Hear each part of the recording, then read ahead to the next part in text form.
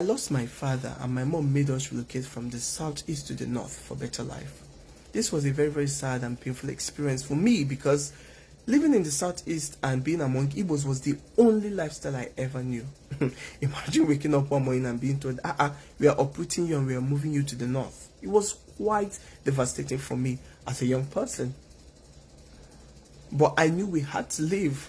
My mom, we had to leave. For two reasons. Number one, my mom had 8 kids and it was relatively cheaper living in the north and she got an opportunity there. Number two, despite being Igbos, we were constantly being discriminated against in the southeast by Igbos because we were Muslims. They would call us names, Aboki, Sabutua, whatever names they could come up with.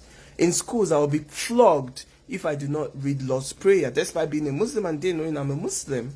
You understand? So part of all these pockets of discriminations, and then even people that you think are your friends, any slightest opportunity, they will remind you that you're not part of them.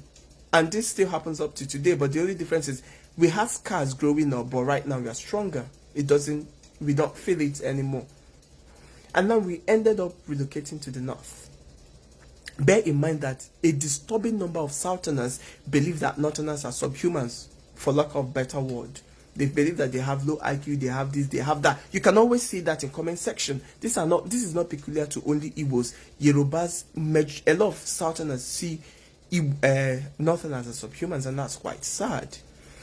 Not until I came to the north and began to interact more with Hausas that I had a positive and different mindset. The Hausas are the best people you would want to have around you, because once they have your back, they actually have your back. And then, even in academia, one of the smartest people I ended up meeting were Hausas. And living in the north shaped who I became today, a non-biased human being. And that is why I'm where I am today, because I grew as a person.